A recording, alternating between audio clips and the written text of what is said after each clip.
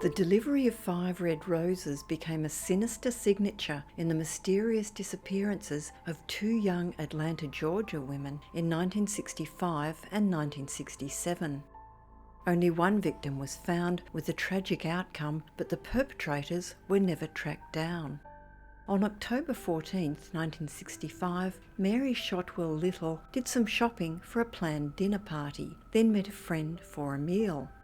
Mary worked for the Citizens and Southern National Bank and had married bank examiner Roy H. Little Jr. only 6 weeks previously. On the day of her shopping trip, Roy was out of town on an auditor's training course. Mary was planning to throw him a surprise party upon his return the next day. This was not to eventuate when, soon after dinner with her friend at the Lenox Square shopping centre, Mary disappeared. Mary had moved to Atlanta with Roy just after their wedding and had found employment as a secretary at the bank. After finishing her shift on October 14, Mary had driven her brand new metallic pearl grey Mercury Comet to Lenox Square, where she shopped, then placed 4 bags of groceries in the car.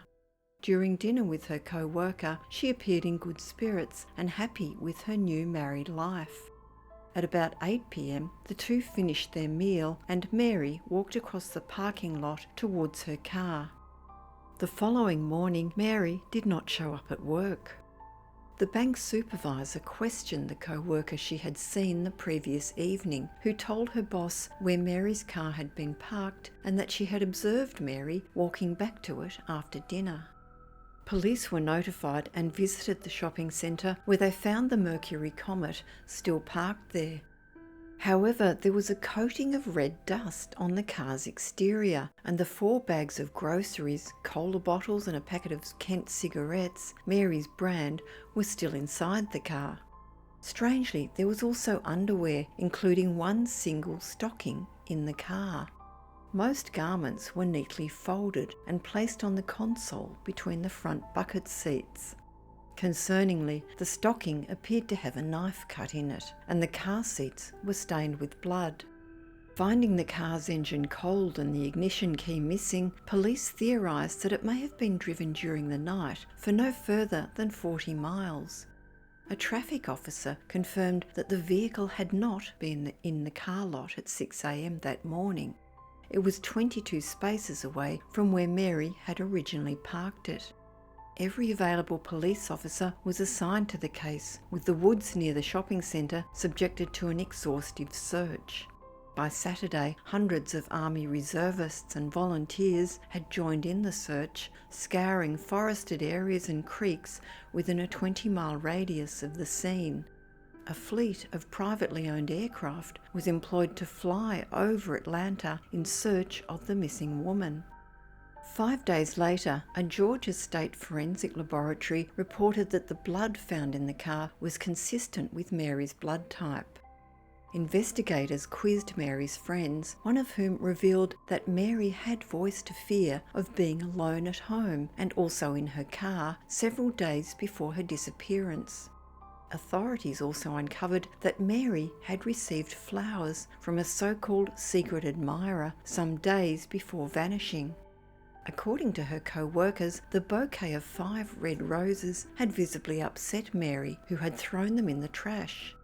The flowers were traced to a florist near Mary's home, but the actual purchaser could not be identified. Mary's co-workers also disclosed that she had been disturbed by phone calls she was receiving at work, but refused to discuss with anyone. During one, she had been heard to declare, "I'm a married woman now." Soon, information came from staff at a Charlotte, North Carolina gas station claiming to have a receipt showing Mary's signature, time-stamped only hours after her disappearance. Atlanta Detective Superintendent Clifton Chafin discovered that Mary's credit card had been used twice, again in Raleigh, North Carolina. Atlanta homicide investigator Jack Perry interviewed the gas station attendant in Charlotte, who reported that he recalled servicing a car occupied by 2 unshaven middle-aged men and a woman. While the men seemed to be commanding the woman what to do, she tried to hide her face from the attendants and did not motion or ask for help. Most disturbingly, the attendant remembered seeing the woman lying on the front seat, covered by a road map, but appearing to have a head injury and blood on her clothing. After filling the tank, the attendant passed the credit card to the man driving, who then handed it to the sprawled woman. She had signed the receipt, Mrs. Roy H. Little Jr. The car's licence plate was eventually traced to a car stolen from the Charlotte area, not Mary's Mercury Comet. About a month later, a boy in DeKalb County, Georgia, found a shocking clue that seemed related to the investigation. It was a message scribbled on the bottom half of a deposit envelope and addressed to a branch of the Citizens and Southern National Bank. The note was inscribed, "Help, Mary Little, being held captive." A handwriting analyst at the National Crime Laboratory told police that the note seemed authentic, and so, along with the gasoline receipts and other examples of Mary's handwriting, the note was rushed to the FBI in Washington for examination. The results indicated that the note and receipt had probably been written by Mary, but another writer could not be ruled out. Given that Charlotte and Raleigh were only 2 or 3 hours apart by car, the 12-hour difference between the fuel purchases seemed odd, as was the fact that Charlotte was Mary's hometown. Meanwhile, Roy Little had made a public appeal for his wife's safe return, on behalf of both himself and Mary's parents. But detectives had found some of his behaviour strange. He refused to take a polygraph test twice, and following Mary's disappearance had promptly written a cheque to the Atlanta Falcons for 2 season tickets for their 1966 football season. He had also contacted Rich's department store, stating that he was not responsible for payment on any of the purchases his wife had made. While authorities assiduously followed up on every tip, false lead and possible sighting, they repeatedly ended up with dead ends. The trail of evidence stopped cold, and despite exhaustive efforts, Mary was never found. The same year that Mary vanished, 1965, Diane Shields, a young woman from Guntersville, Alabama, also moved to Atlanta. Not only did she end up with the same roommate as Mary, but also working at Mary's former desk at the Citizens and Southern National Bank. Seemingly a bit of a loner, Diane was also reportedly telling her co-workers at C&S that she was conducting her own investigation into Mary's disappearance. A year later, she moved to a new job at Associated Industries of Georgia, and it was there, on October 26, that she received a bouquet of 5 red roses. As with Mary, the bouquet arrived not at her home, but on her desk at work, where Diane claimed that she knew no one by the name on the card. She knew that Mary had received 5 roses just before her disappearance, but although shaken up, felt reluctant to contact the police.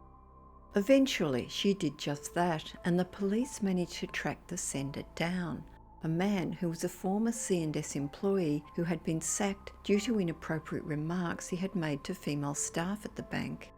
He had apparently sent the flowers to Diane because he was thinking of her. Later that year, Diane became engaged, and it was in May 1967 that she herself went missing. She was observed leaving work, but never made it home. A witness later claimed seeing Diane's car with 2 men inside sometime between 7:30 and 8:30 p.m. that night. 6 days later, this actual witness was followed and shot by one of those men, after which he then retracted his statement. Diane's car later turned up outside a laundromat, tragically with Diane's lifeless figure in the trunk, her engagement ring still on her finger. Diane had told her best friend that she had stopped working with police on the Mary Shotwell Little case after receiving the flowers and some strange phone calls which had terrified her. She also sensed that she was being followed.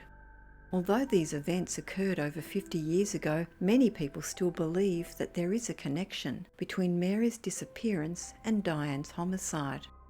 Cold case investigative journalist Jessica Knoll has done extensive work on these unsolved crimes, which are still effectively open and being worked upon by Atlanta police.